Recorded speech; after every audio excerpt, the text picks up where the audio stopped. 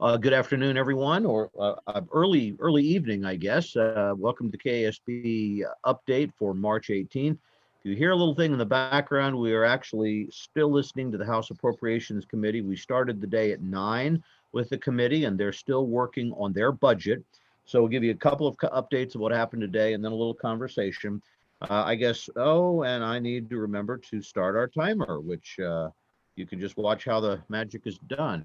I think top line is the Appropriations Committee today had a long debate about the House position on K-12 funding, which has been put into House Bill 2119. It includes the governor's funding levels and the Gannon money spread over several years, with the exception they took out a proviso that would mean high density at risk would not be provided in 2023. It would be provided next year. There was a lot of talk, but they did not do or accept or try the Senate plan, which was to remove about $570 million in state aid to perhaps theoretically be replaced by federal COVID aid, really bring that discussion to omnibus. What the House committee did was talk about that. They ended up making no changes. They took the education part out of their main budget bill. So it's now only in House Bill 2019. So that has the money that we are supporting, but tied to two different expansions to private school aid, new restrictions on remote learning that we oppose. But the money's there. The Senate does not have those policy positions, but does reduce state aid by $600 million. And then we then listened to a long debate in the Appropriations Committee about an amendment from that Representative Sean Tarwater offered that, and it was a little unclear, but its essence was for this year, next year, and the following year, $15 million would be taken from K-12 to reimburse higher education for the costs of remedial or developmental programs that colleges and universities have to do for kids who, in Representative Tarwater's opinion, were not properly prepared in high school. Therefore, the districts would have to pay for that. After a long debate, that proposal failed on a voice vote. That certainly doesn't mean it could not come back on the floor. We are still listening to the debate on the budget. We think they're done with K-12. We think they're done with higher education, but anyone can come back with a proposal, and that's what we're talking about now. So I'm going to maybe let Scott talk a little bit about what happened on Senate Bill 277 dealing with the statewide mill levy. If you have any comments on the discussion around Senate Bill 13. Okay, thank you, Mark. Senate Bill 277 continues the 20 mil statewide levy for schools, and it was a opportunity for school districts to also speak about Senate Bill 13, which is this bill that requires a hearing and new kinds of notification requirements. All through the session, school districts were exempted from that bill. Surprise in the House, about a week ago or 2 weeks ago or a year ago, I don't know. It was a little while ago. They took that exemption out, and now school districts are back in. So the hearing on Senate Bill 277 became an opportunity for school districts to talk about how difficult the requirements of Senate Bill 13 would be specifically for school districts, which operate a little differently than cities and counties. And there was a lot of discussion. I think the discussion went pretty well.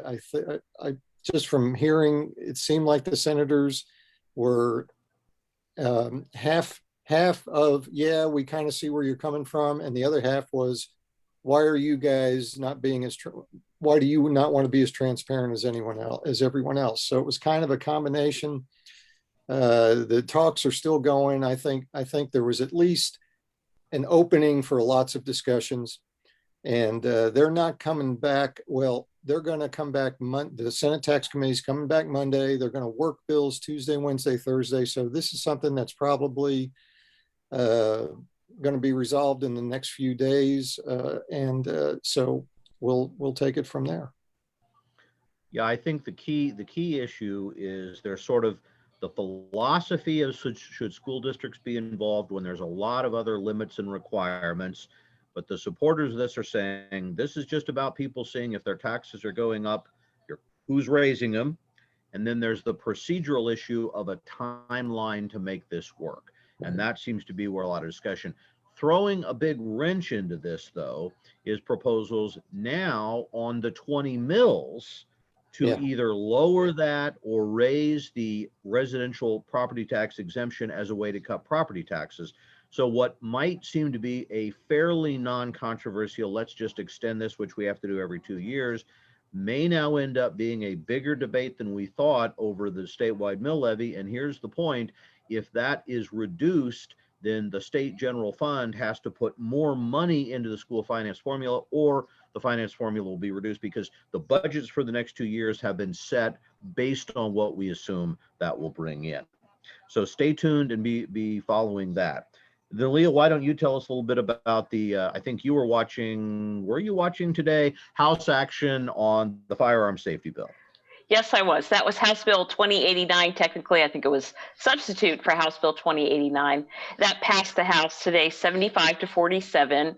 It says that if a school district wishes to offer gun safety training in grades K through 12, they must follow guidelines that are established by the State Board of Education.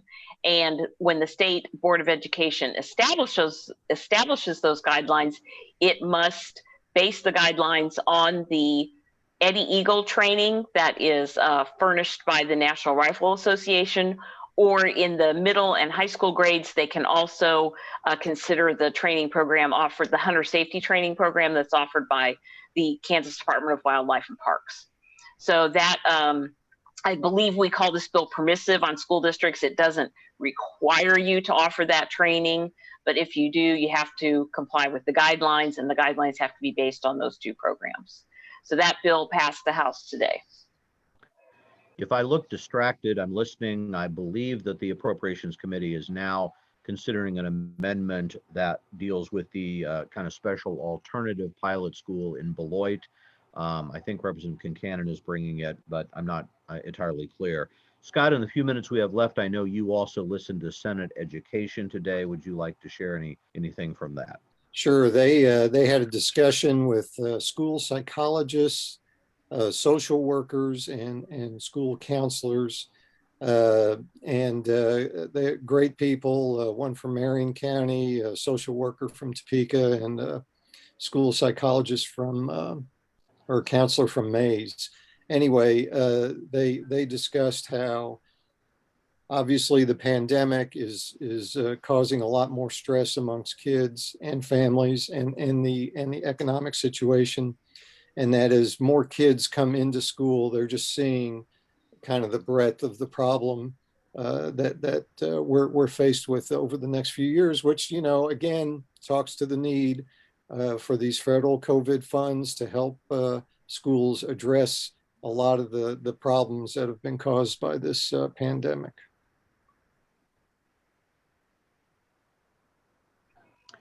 Okay, again, sorry to be driving back here. We would just note, if you missed it yesterday, the House K-12 Budget Committee, T3, which instead of dealing with the ACT program for private schools, would resurrect the Back to School Act, but only for the current school year, and would not take effect till March 31st. That's on House General Orders. We have not seen the calendar for tomorrow. I don't know if they're doing pro forma or not, but that could be voted on eminently. No word yet on the debate on House Bill 2119, the funding private school remote learning policy piece that is being talked about. So that about takes the time we have now. We'll just ask you to remember to join us tomorrow or view our archive version over the weekend. We'll be recording at noon, a little bit longer report on what happened this week and looking ahead to next week. Several hearings already on the docket of what will be the last week for most committees to have hearings and work bills. Anything else, guys, before Mark, we I just checked. There's nothing above the line tomorrow in the House. They will be pro forma, so no no Senate Bill 63, no House Bill 2119 tomorrow in the House. Okay, well, pushing that to potentially next week and then the following week, a big time on the floor working through things. So we'll wrap up for now. Thank you very much. We hope to see many of you tomorrow.